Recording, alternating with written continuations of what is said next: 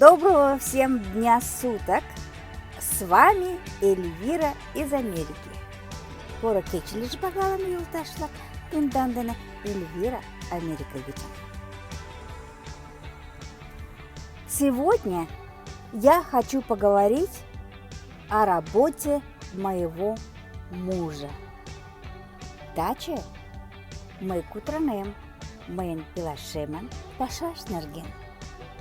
А это значит, я хочу поговорить про работу водителей грузовиков. Кугу грузовик видыше влакан пашашнерген кутранем дача. Безусловно, сначала нужно найти работу. Компаний очень-очень много, которые всегда приглашают на работу водителя грузовиков. Поэтому здесь нужно быть очень осторожным в выборе компании. Потому что компании, так же как и люди, есть очень разные. Есть с хорошей репутацией, а есть с очень плохой. Узнать репутацию компании вы можете просто пойти на Google, написать название компании и почитать, что там люди говорят про эту компанию. Но всегда надо помнить, что иногда люди могут просто написать от злости что-то такое плохое про компанию. Поэтому, если вы видите что-то плохое про компанию, это совсем не значит, что это правда. Вообще, кроме Гугла, вы можете найти другие интернет-ресурсы про вашу компанию. Это может быть страница вашей компании в Facebook или в Твиттере. А еще лучше всего найти человека, и даже не одного, если это возможно, с вашей компанией, куда вы собираетесь на работу. Но, вы знаете, можно попробовать поработать, посмотреть, приглянуться. И если что-то вам совсем не будет по душе, вы всегда сможете поменять место работы. Поверьте, хорошие работники нужны везде. И если вы себя считаете таким, вы будете очень востребованы в любой компании. Я хочу сказать, что не забывайте о том, что я говорю про работу водителей грузовиков в Америке. А это значит, вам необходимо знание английского языка. Когда мы работали в предыдущей компании, мой муж ко мне приходит и говорит: слушай, ты, наверное, сможешь им помочь. А я говорю, что случилось? А он говорит: ты знаешь, мне кажется, он из стран бывшего Советского Союза, и он наверняка говорит по-русски. Поговори с ним. Он вообще не может говорить по-английски. Мне пришлось помочь ему. Я была удивлена, что как же он смог получить работу. Возможно, какие-то русскоговорящие компании, ввиду того, что он уже имел, возможно, опыт вождения больших грузовых машин, он получил эту работу. Но английский, я скажу, был у него очень в плачевном состоянии, и мне пришлось с ним поговорить. Я скажу, что он наделал очень много проблем и для себя, и для компании. И иногда,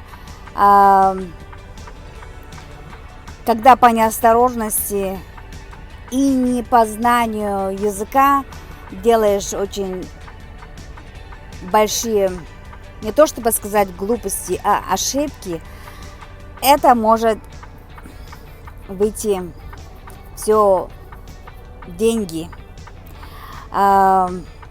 Компания должна будет оплачивать ваш штраф, но потом компания с вас не слезет.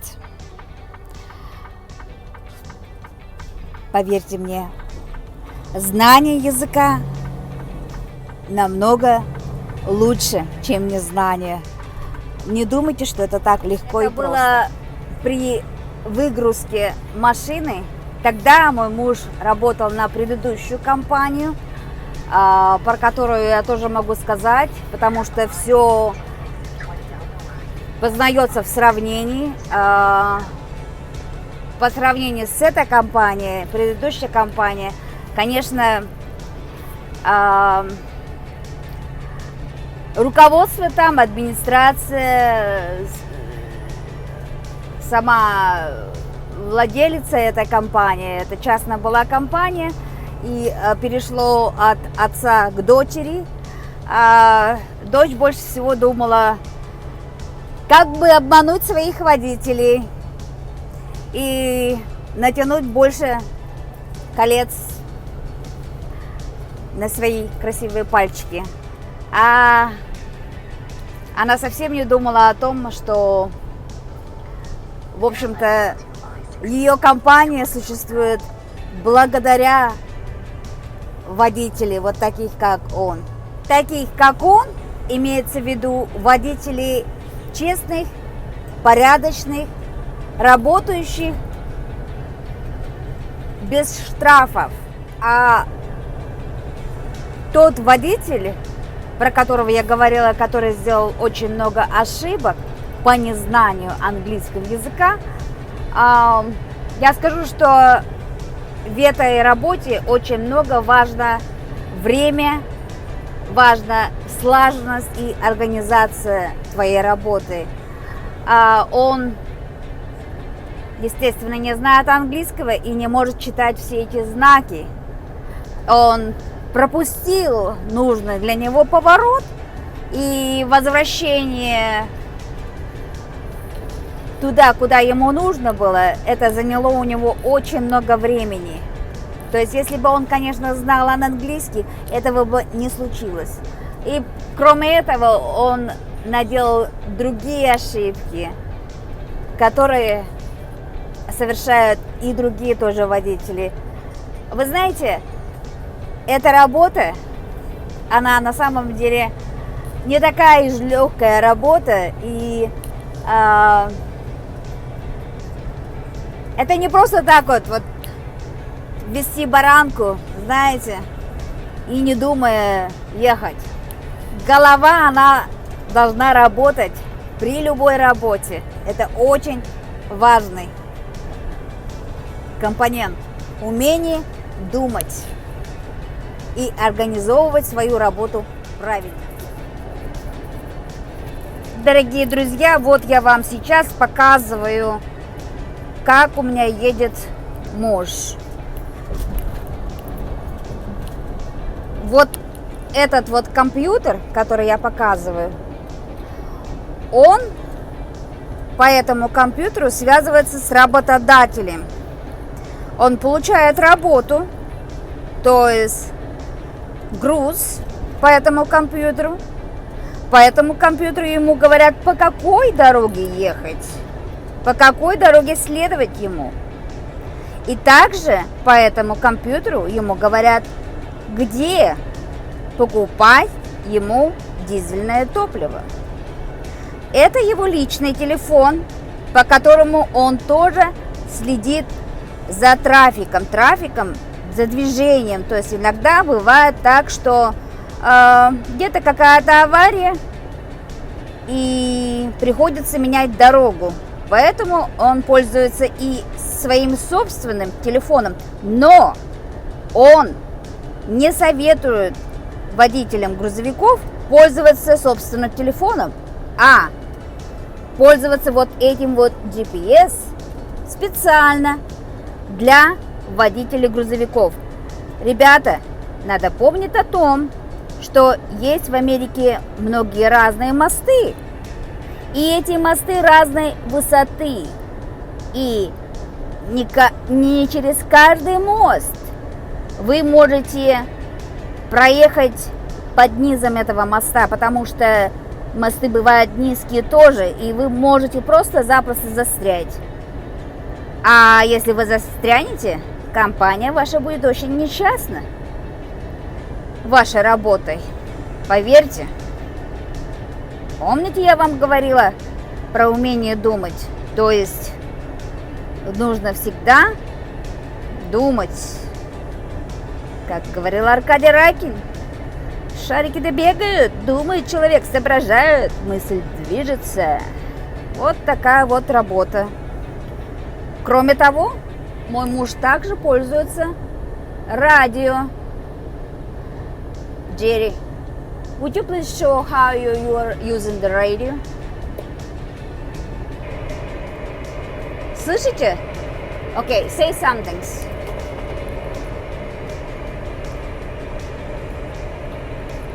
Westbound, how's it looking back the other way?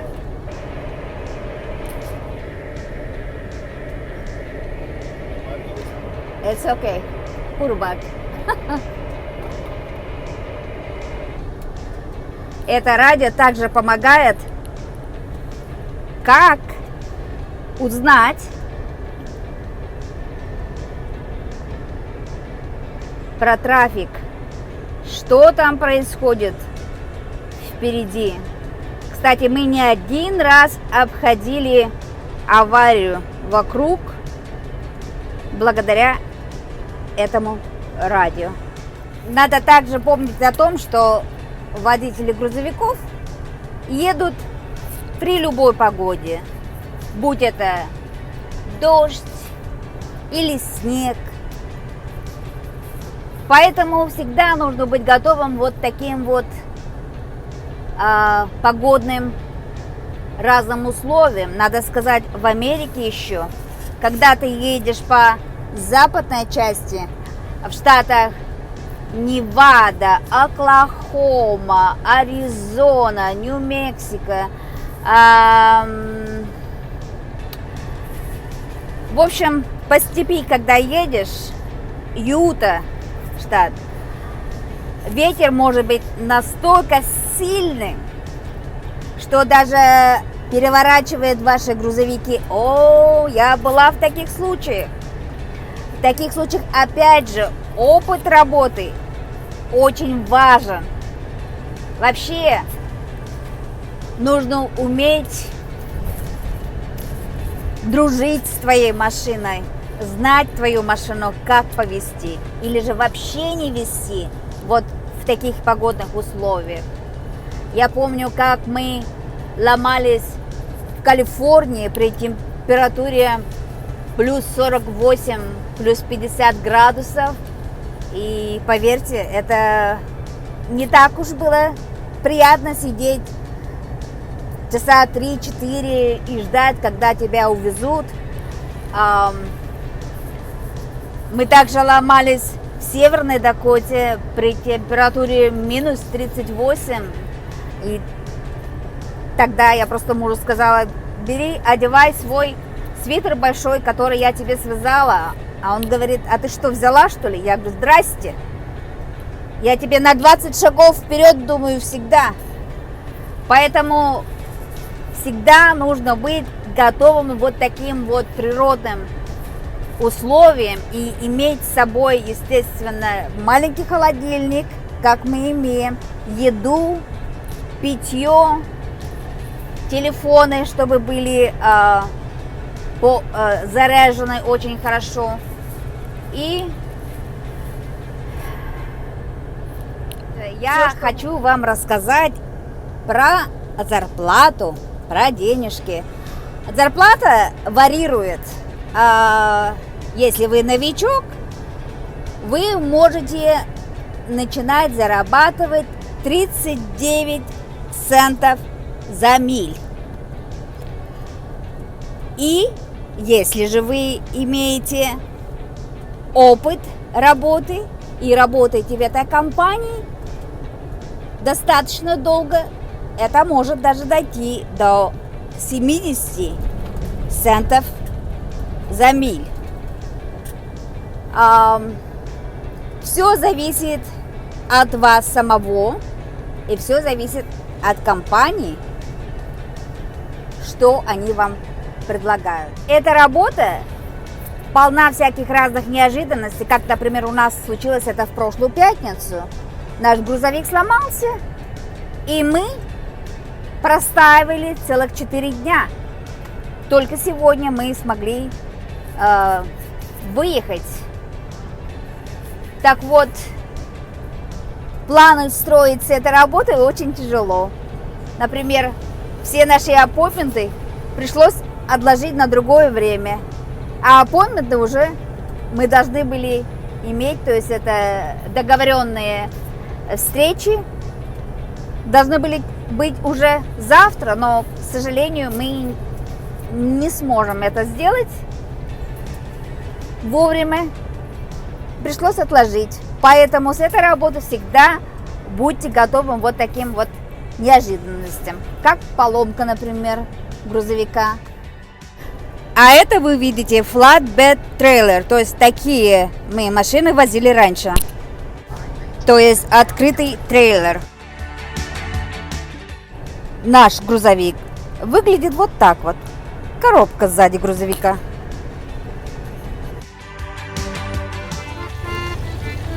Так, мы готовим кушать. И так мы проводили время после работы. Сейчас же Баян дома, ибо трястись в грузовике не гоже Баяну, музыкальному инструменту.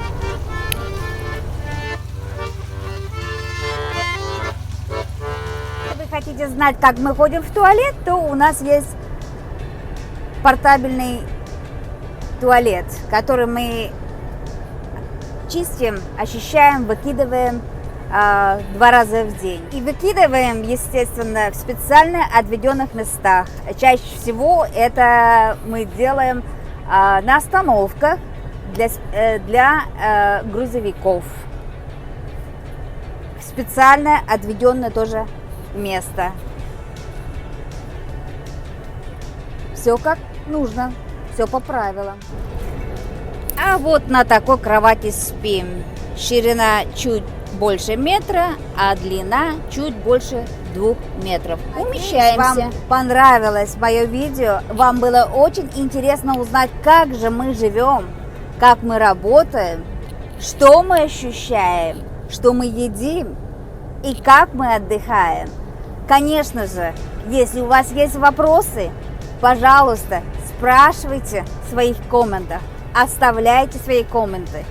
Не забудьте ставить лайки. И шанен кодам тиндалан онгай или пален налаш кузе май илена тагай изи, але может кугу грузовик что кузе май пашамуштена, кузе май канена и вообще. Кода зашкиндан комментом, что намаждам, йодашдам кода за и лайком шиндаш и дам онде. Возалца, ке возалта ногу. Подписывайтесь, кто еще не подписался на мой канал. И не забывайте рассказать о моем канале своим друзьям. Каласыза шкиндан юлташ лакланда моим нергене. Я очень благодарю. Я скажу, что благодаря вам, мои дорогие, у меня число подписчиков расширилось. Спасибо вам большое. Я очень ценю. Тао Таланда. Шимгыш локша, шокша, таум ойлайм. Шкинда моралза. Берегите себя. Берегите свою семью. Ежда моралза. Я искренне желаю всем добра и счастья. Ула шим чонгыч таланем тендалан чалалан саем гана. Тендан Даналиен, Эльвира, Америка Гачан. С вами была Эльвира из Америки. Всем желаю всего доброго. До следующий раз.